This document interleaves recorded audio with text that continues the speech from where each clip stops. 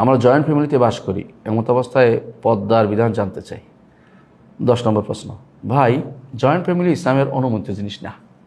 Joint family ইসলামের অনুমোদিত জিনিস না। জয়েন্ট ফ্যামিলি যদি কোনো ইসলামিক নিয়ম হচ্ছে কেউ যদি কোনো বিয়ে করে তার ঘর করবে আলাদা এবং সেখানে তার পরিবারকে রাখবে।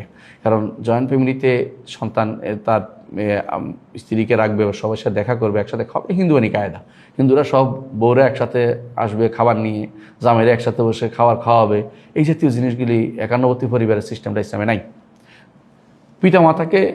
পিতামাতা তাদেরকে দেখাশোনা করবে, তাদের সাথে কেউ থাকবে, কিন্তু বউকে সবার সাথে একসাথে রাখতে হবে জরুরি না। ঘর করবে আলাদা, ঘর রাখবে, পাশে ঘর দিবে, একটা ঘরে থাকবে, নিজে যাবে, প্রয়োজনে পিতামাতাকে হেল্প করবে, পিতামাতাকে বউরা হেল্প করবে, নিজে হেল্প করবে, সব ঠিক আছে। কিন্তু হামু আল মাউত রাসূলুল্লাহ যেটা বলেছেন, দেবর বা দ্বিতীয় বর যেটাকে বলে নাউজুবিল্লাহ, এরা কোনোদিনই দেখা দিতে পারবে না, ভাবির সাথে দেখা দেওয়া অনুমোদিত না, এটা শরীয়ত অনুমোদন করে না। সুতরাং একান্নবর্তী পরিবার কোনো নাই, কোনো বিশেষ কোনো বৈশিষ্ট্য শরীয়তে নাই, বরং এটা হিন্দুদের একটা সিলসিলা চলে আসছে আমাদের দেশে। একান্নবর্তী পরিবারে কোনো কিছু নাই। আসলে এই দুনিয়া মানুষ আসে আলাদা, যায় আলাদা, মাঝখানে এই যে মায়া মহব্বত তৈরি করে কুফুরি সিস্টেম তৈরি করার কোনো দরকার নেই। আল্লাহ তাআলা কোরআনে কারীম বলেছেন, ওয়ালাকাদ জিতুমুনা ফুরাদা কামা খালাকনাকুম আউওয়ালা মাররা। প্রথমবার যেভাবে তোমাদেরকে একা একা সৃষ্টি করেছে, দুনিয়াতে আসবেও একা। সুতরাং মাঝখানে জীবনে তোমার শরিয়া বিরুদ্ধ হয়ে কোনো একান্নবর্তী পরিবারের অবস্থান করা যাবে না। আশা করি বিষয়টি বুঝতে পারছেন।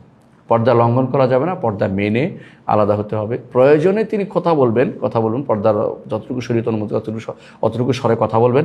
প্রয়োজনে তিনি কাপড় চোপড় পরেও কথা বলতে পারবেন, অর্থাৎ তিনি পর্দা রক্ষা করে তার অন্যদের সাথে কথা বলতে পারবেন, কিন্তু মন নরম করে মিহি সুরে কথাবার্তা বলতে পারবেন না এমন কোনো ব্যক্তি যাতে তার মাহরাম নয়।